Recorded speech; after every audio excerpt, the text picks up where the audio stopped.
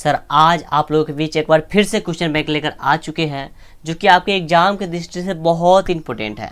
Sir आपके exam में क्या होगा ना कि यहीं से क्वेश्चन बनेंगे, यानी कि क्वेश्चन बैंक से ही बनेंगे। क्वेश्चन बैंक से क्या होता है, रिपीट क्वेश्चन होता है सर, आने वाले एग्जाम में पूछा जाता है बार बार, इसलिए हम लोग इस प्रश्न को करेंगे। ठीक है, तो देखेंगे वैसा प्रश्न जो 2015 के प्रथम पाली में यानी कि फर्स्ट सीटिंग में पूछा गया प्रश्न, साइंस का ऑब्जेक्टिव है। ठीक है, तो चलिए स्टार्ट करते हैं। बस वीडियो को क्या करना है सर, शुरू से अंत तक वॉच करना है। चलिए पहला प्रश्न इसका है, किसी बल्ब से 1 मिनट में 120 कूलम्ब आवेश प्रभावित हो रहा है, इनकी 1 मिनट में 120 कूलम्ब आवेश प्रभावित हो रहा है, तो विद्युत धारा का मान क्या होगा। ऑप्शन ए एम्पियर हो जाएगा, 2 एम्पियर होगा, 3 एम्पियर होगा या 4 एम्पियर। तो ध्यान रखना है हमेशा, इसका ऑप्शन हो जाएगा सर बी नंबर हो जाएगा, यानी कि 2 एम्पियर होगा। ठीक है, उसके बाद प्रश्न है, स्पेक्ट्रम प्राप्त करने के लिए किसका उपयोग होता है। ये बहुत इजी प्रश्न है, कांच की सिल्ली बताना है, या अवतल दर्पण होगा, या उत्तल लेंस होगा, या प्रिज्म होगा सर। तो स्पेक्ट्रम प्राप्त करने के लिए हमेशा उपयोग होता है प्रिज्म का, ऑप्शन नंबर सर डी हो जाएगा। ठीक है, याद कैसे करेंगे, देखिए लास्ट में इसका भी म है, इसका भी म है, यानी स्पेक्ट्रम प्रिज्म, थोड़ा सा ट्रिकी लगा लेना है। ठीक है, चलिए उसके बाद है, प्रतिरोध का एसआई मात्रक क्या है सर। जूल, वोल्ट, ओम, एम्पियर। क्या होगा, जूल होगा या वोल्ट होगा या ओम होगा या प्रति एम्पियर होगा सर। तो प्रतिरोध का एसआई मात्रक ओम होता है। क्या होगा सर, तो ओम होगा। याद रखेंगे, कैसे याद रखेंगे, तो प्रतिदिन ओम, ओम कहिए, प्रतिदिन ओम, प्रति ओम, यानी कि प्रतिरोध में ओम। ठीक है, याद हो गया। उसके बाद 4 में प्रश्न है, परिपथ में विद्युत धारा की माप किससे की जाती है सर। परिपथ में विद्युत धारा की माप किससे की जाती है, तो इसका ऑप्शन क्या होगा सर, बताएंगे। ऑप्शन ए में है वोल्ट मीटर, बी में है एमीटर, और सी में है गैल्वेनोमीटर, और डी में है इनमें से कोई नहीं। आपको याद करने का तरीका है सर, क्वेश्चन के 2 बार पढ़ना है, 2 से 3 बार पढ़ना है, उसके बाद ऑब्जेक्टिव देखना है। ऑप्शन इसका हो जाएगा सर बी नंबर, यानी कि एमीटर हो जाएगा। 5 नंबर प्रश्न है, दाढ़ी बनाने में कौन दर्पण प्रयुक्त होता है सर। दाढ़ी बनाने में कौन दर्पण प्रयुक्त होता है, समतल दर्पण, अवतल दर्पण, उत्तल दर्पण, या इनमें से कोई नहीं। सर ये प्रश्न बार बार आप कर चुके हैं, तो बता सकते हैं, ऑप्शन नंबर इसका बी हो जाएगा, यानी कि अवतल दर्पण। अगला प्रश्न है, किस उपकरण में धन प्लस ऋण का चिन्ह नहीं होता है, एमीटर, वोल्ट मीटर, कुंडली में या विद्युत सेल में। सर इसका ऑप्शन आप लोग बता सकते हैं, अगर पता है तो क्या होगा सर, किस में होगा, तो ध्यान रखना है हमेशा, ऑप्शन नंबर सी हो जाएगा, कुंडली में। अगला प्रश्न है, सरल सूक्ष्मदर्शी में किसका उपयोग होता है सर। सरल सूक्ष्मदर्शी में किसका उपयोग होता है, अवतल दर्पण का, उत्तल दर्पण का, या अवतल लेंस का, या उत्तल लेंस का सर। इसका ऑप्शन बताएंगे, तो ऑप्शन नंबर इसका उत्तल लेंस हो जाएगा, option number sir D number हो जाएगा। क्या होगा, तो डी हो जाएगा। ठीक है, अगला प्रश्न है, नीला थोथा यानी कि तुतिया का रासायनिक सूत्र क्या होता है सर। ये भी बहुत इंपॉर्टेंट प्रश्न है, तुतिया का रासायनिक सूत्र क्या होता है। ऑप्शन सर दिख रहा है, बताएंगे क्या होगा, तो इसका ऑप्शन हो जाएगा CuSO4 4H2O, option number C हो जाएगा इसका। ठीक है, चलिए अगला प्रश्न, निम्नलिखित में कौन लवण है सर। ये पहचानना है, लवण कौन है ये बताना है सर। देखिए ये तो आपका अम्ल मिलेगा, ये भी, ये तो भस्म है सर, तो लवण ये हो जाएगा C number, K2SO4, K2SO4, option number C हो जाएगा, याद रखेंगे। उसके बाद है, नाइट्रोजन अणु में कितने सहसंयोजक बंधन होते हैं सर।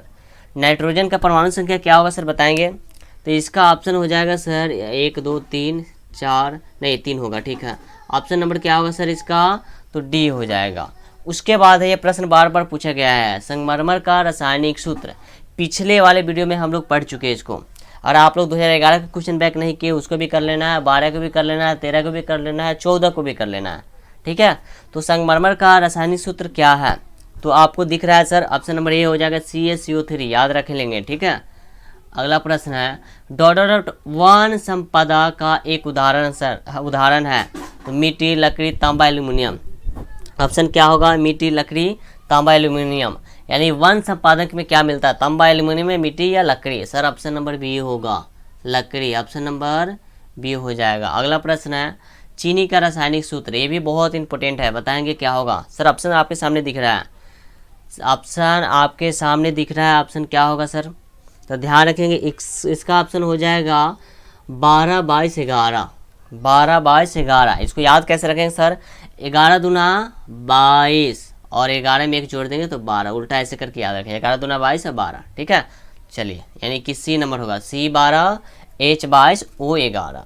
उसके बाद प्रश्न है सोडियम कार्बोनेट के जलीय घोल में मिथाइल ऑरेंज का घोल मिलाने पर घोल का रंग परिवर्तन होकर कैसा हो जाता है सर? पीला, लाल, हरा, नीला, क्या होगा ऑप्शन? तो ध्यान रखिएगा पीला होता है, ऑप्शन नंबर इसका ए हो जाएगा। चलिए अगला प्रश्न, स्वपोषण के लिए आवश्यक है सर, क्या है? स्वपोषी कौन होता है ये बताना है। स्वपोषी पोषण के लिए आवश्यक है CO2, क्लोरोफिल, सौर प्रकाश या इनमें से सभी? सर क्या होगा ऑप्शन? या इनमें से सभी? इसका सर ऑप्शन की बात करें तो ऑप्शन इसका क्या हो जाएगा? इनमें से सभी होगा, यानी कि ऑक्सीजन भी चाहिए, क्लोरोफिल और प्रकाश भी चाहिए, इनमें से सभी, ऑप्शन नंबर डी हो जाएगा। चलिए बहुत अच्छा, याद करते चलेंगे सभी को ही। एक बार वीडियो को लाइक कर देंगे और जो भी चैनल पर नए हैं वो चैनल को सब्सक्राइब कर लेंगे, ठीक है।